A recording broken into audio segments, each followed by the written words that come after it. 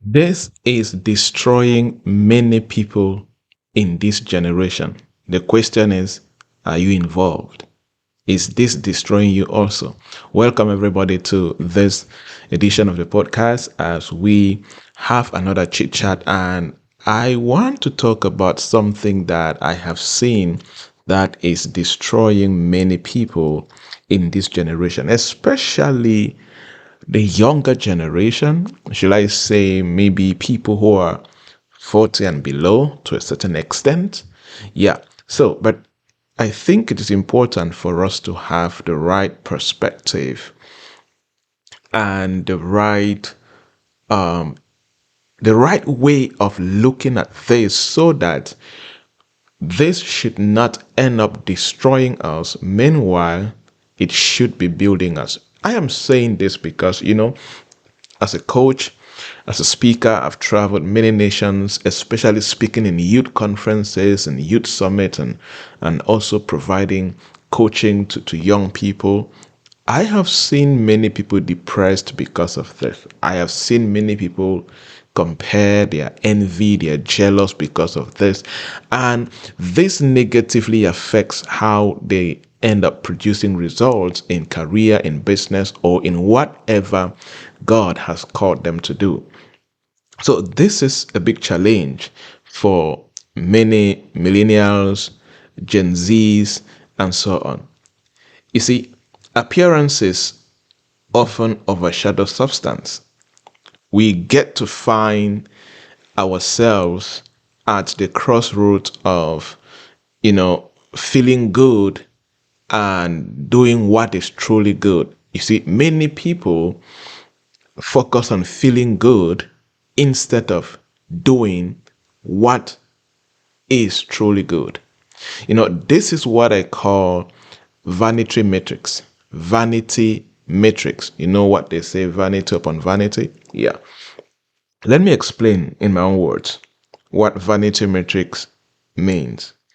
My personal view of vanity matrix involves focusing on the superficial aspects of life, focusing on superficial things like social media popularity without real substance, social media popularity without purpose, social media popularity without the right intentions, or valuing material things like fancy cars and clothing and shoes to the extent that you are using these superficial things to measure your success and your significance in life. This is the challenge. Using these metrics to measure, one, your success in life, and two, your level of significance in life. That is where the challenge is. And I feel that for many people in this generation, it is the time to stop focusing on things that look impressive on the surface, on the outside, but don't truly reflect the effectiveness and the depth of their purpose or their real existence here on earth. So the challenge for us is to go beyond vanity metrics and go for what I call significant metrics. So there are two types of young people. Here's a fact. There are two types of young people in this generation. People who use vanity metrics to measure their success and significance, and those who use what I call significant metrics to measure their success and significance. So it is time to shift our focus towards significant metrics, which offers a deeper and more insightful analysis of our performance, our existence, and our impact.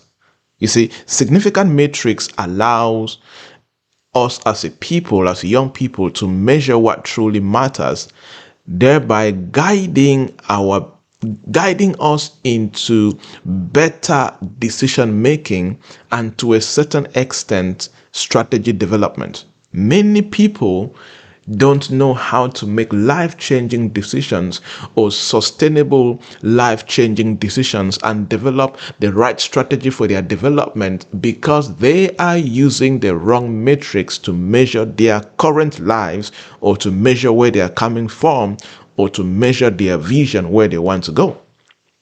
So, to lead a more productive and purposeful life, it is time we shift our focus to significant metrics. That is, genuinely reflecting on our personal growth, well being, and fulfillment. Anybody who focuses on significant metrics focuses on personal growth, their well being, fulfillment, that is purpose, right? These metrics provide a more authentic way of measuring our life's quality and achievement. There are many people that they are measuring the quality of their life and their achievement using the wrong metrics. And this is why many people get to end up in depression, end up in envy and jealousy, and even carry out evil actions against other people because they cannot really manage certain things about themselves. Now, I want to share 10 or so examples of significant metrics that I encourage individuals to focus on for meaningful living. If you desire to experience meaningful living, these are the 10 things or 10 significant metrics that you should be focusing on, right? This is from my personal observation, personal experience, and of course, from my coaching experience. Number one, the first significant metrics you should focus on is personal growth. Personal growth. This is where you measure the steps that you are taking towards your self-improvement, such as learning new skills, reading books, attending workshops, focusing on your continuous personal development, listening to podcasts like this, right? Personal growth. This is one of the key areas you should use to measure your progress in life, because the quality of your results will never outgrow the quality of your personal development. Okay. Number two, quality relationships. This is the second matrix you should use. In this generation, we have people who are focusing more on the number of social media followers that they have instead of quality relationships. There are many people on social media that have thousands of followers, but if they are stranded somewhere, they don't have a group of 3 people, 5 people, trustworthy, relevant, quality people that if they call, those people can help them out of that situation. But yet they are very popular on social media. So there is popularity without quality relationships. But it is quality relationships that will step in during your dark season and help you out. Popularity can never save you during your difficult seasons. It is quality relationships. So you need to start evaluating the depth and the meaningfulness of your personal relationships. What is the quality of your relationship with your family members, your friends, your colleagues, if you want to take it to that extent, right? For those who are married, what is the quality of your relationship with your spouse, right? My wife is, to me, right? If my goal, I don't any other person, I can get it wrong with any other person. I can, as far as she's concerned, she's priority. Everything is primary. Every other person secondary, right? Because it is one relationship that every single minute, every single hour, every single day, every single week, every single month, every single year, the goal is for that relationship to consistently grow in quality. Because there are situations I will be in, whether I like it or not, she'll be the one that will stand by me. right? So there are certain relationships. It goes them to parents. It goes to siblings. It goes to, for those who think that they call best friends, if they're genuine friends, it goes to that light, right? So significant metrics include quality relationships, relationships that can bring the right support and can also enrich your life. At the same time, it is your responsibility to also be a quality person to these people. Don't expect quality from other people when you are not giving quality to other people. Now, that is selfishness, right? The third significant matrix that we should focus on in this generation is physical health. It's very important, right? Tracking this matrix is important. This relates to your well-being. How often do you exercise? What is your nutritional structure? What is your sleep quality? Right? The goal here is to maintain a healthy body. For many of us, like me, who are workaholics and all of that, it is consistently a challenge. And I want to thank God for my wife, who is always on my case, right? Sometimes I literally forget to eat, right? And I'm one of those who I don't eat food to enjoy it. I eat food because if I don't eat it, my body will suffer. I wish there was a way I could live the whole day with that. Sometimes that 10 minutes or 15 minutes of eating is too much for me, right? So I get to have this guilty pleasure kind of thought. So, but it is dangerous to stay without food because the brain needs some nutrients to actually be productive, you see? So measure this particular matrix and take it serious, right? The next is mental well-being. It's very important. You need to monitor the indicators of your mental. You need to monitor the indicators of your mental health. This is important.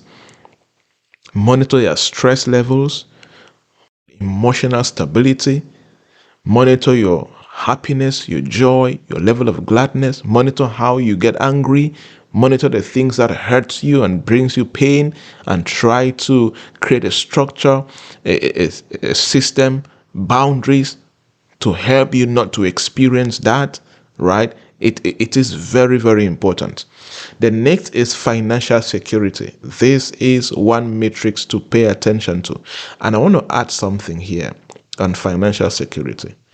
There are many people that focus on showing off to prove a point that they are doing well financially. Meanwhile, they are not doing well financially. The goal is to be financially secured and not to show off that they are doing well financially. And in this generation, this is one of the major vanity metrics that people are focusing on. So their goal is to prove a point, to show off that they are doing well, but they don't really have that real financial security. But significant metrics focus on really having financial security, right? Focus on track your financial goals, set financial goals, saving goals, check how you spend, work on your spending, check your investment structure, investment growth, ensure financial stability and a secure financial future. It takes studies, it takes intentional actions, sometimes risk, but you cannot leave your finances to chance and expect to be secured financially. Okay, I always say when it comes to financial security, there are things you must know. Know how to make money, know how to keep money, know how to grow money. It's very important. If you are able to learn ideas around these three things, you will have financial security. The next thing I'll talk about is contribution to community. This is the next significant matrix to focus on, right? It's not about you being popular. It's about you being able to significantly contribute to your immediate community. What is the level of your contribution to your external community? That the group of people beyond your immediate family. Your church, how do you serve the people in your church? How do you serve the people in the neighborhood where you live? How do you serve the people back in your community where you grew up if you are not living there? Like for us who grew up in Africa, we know that we left our villages and came to town. How do you serve back in the village or in the village community? Like in Cameroon, every single community have what they call community development associations. How do you help in doing that? How do you serve, right? So talking about involvement in community service, volunteering, even financial contribution, the goal here is you intentionally reflecting on your commitment to give back and make a difference. What about how are you giving back to your secondary school, to your university where you graduated? Find a community that you can significantly contribute. The next is work-life balance, right?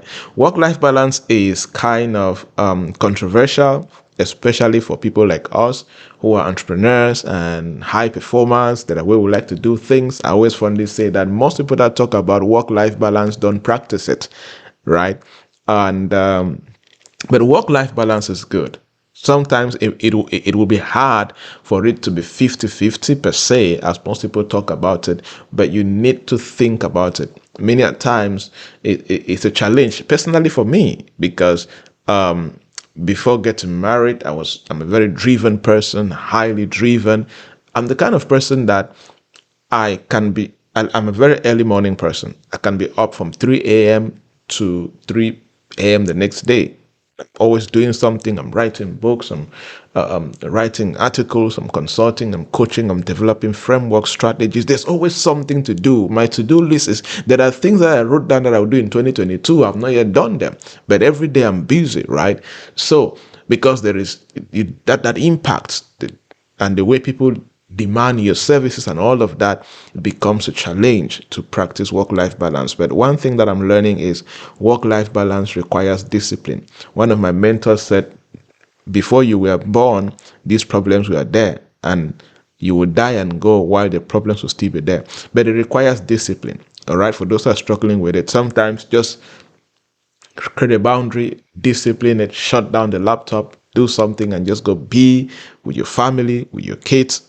Whatever you need to do it. Okay. But it's important to intentionally assess the equilibrium between professional obligations and your personal life, ensuring that neither is neglected in the pursuit of others. Right? Many people neglect their personal life and family life in pursuit of professional endeavors and all of that. Some people, they neglect professional endeavors and they focus on family and personal life. That becomes more like laziness, right? And laissez-faire attitude. So you need to learn how to balance the two. For some people like me, my professional life gets to be too loud than my personal life, right? And then for some people, their personal life is too loud than their professional endeavors. So we need to balance that into two. The next metric to focus on is the achievement of goals. This is important. You intentionally tracking your progress towards your personal and professional goals, right? This is where you are very intentional at making sure that you identify what milestones are you achieving in your professional journey, in your business journey, in your career journey. What strategies do you need to adjust so that you can achieve the right success that you're focusing on, right? So it's about setting goals, tracking those goals, and adjusting strategies to achieve the goals. So you need to focus on this particular matrix. The next is personal happiness. It's linked to kind of work-life balance too, but this is where you are measuring your overall satisfaction and joy in life as a person. How joyful are you about this life? This is where you reflect on your previous experiences. How are they contributing to your life in terms of personal happiness? Your previous accomplishments. What are those moments in your previous, in the last couple of months, years, weeks that made you very happy? How can you make sure that those moments happen again? Okay, so track things that makes you happy, track the experiences, the accomplishments, track those moments and recreate them, improve on them, and also challenge yourself to create new moments that you have not experienced before, right? For your personal happiness. One of my personal happiness goals that I want to do is skydiving in Dubai. That's one of my things in my bucket list. The last time I was in Dubai, I was broke. I could not afford for it. But one of my dreams, one of the things in my bucket list is to do skydiving in Dubai. I want to jump from a flying plane, right? Skydive over that beautiful city. I can't wait to do that. That is an experience I want to create, right? That reflects to my personal happiness. Next is resilience. Yes, it's important to track your resilience ability. I like to call it resilience quotient. You see, people who give up don't win, and people who are resilient will always end up winning. One of the key things in your life that will define the rest of your life is your resilience quotient, right? Your ability to bounce back from setbacks, your ability to adapt to change, your ability to overcome challenges, right? And this is one core metric in life that people must track, assess, and grow in. Many people have failed in destiny. Many people are struggling with their dreams and careers and businesses because they don't have this resilience quotient. They are not building it. They are not conscious that this is something that you need to build. They need to invest in. Okay, so you need to evaluate your ability to bounce back from setbacks, your ability to adapt to change, your ability to overcome challenges, right? Thereby, this indicates your strength, your flexibility in facing life's uncertainty, career uncertainty, and business uncertainty. People who have high resilience quickly and succeed in life faster than most people who don't. Okay, and I strongly believe that as you focus on these metrics I have spoken about, these are not all, but these are core ones that I feel they are important for us to understand in this generation and to invest in. Another matrix that I may like to add is what I call your focus metric. How are you able to focus? This is a generation where we have a lot of weapons of mass distraction. There are so many things around us designed to distract us. So this generation, focus is quickly disappearing. Deep work is quickly disappearing. There are many people in this generation now that cannot sit and sustain focus for 1 hour without, you know, without being distracted or without distracting themselves, right? Deep work is disappearing. And I wrote an article sharing that anybody who can practice deep work and sustain focus will always stand out, because quality work comes out from the ability to do some deep work and do some relevant stuff with the time that you have. I hope that this made some sense to you. I hope this inspired you. As I always say, if this chit chat that I do have with myself and with those who follow and they comment and they share feedback, if it inspires just one person, if it challenges just one person, if it motivates just one person, then I am fulfilled and I am happy. If you are that one person that you felt inspired, you felt challenged, please leave me a comment, share with a friend, and challenge them to go through. And hopefully it will also be a blessing to them. Until the next episode, my name is Dr. Javnyuy Joybert. Keep building that dream, keep shining, and remember, you are rare, you're remarkable, and Jesus loves you so much.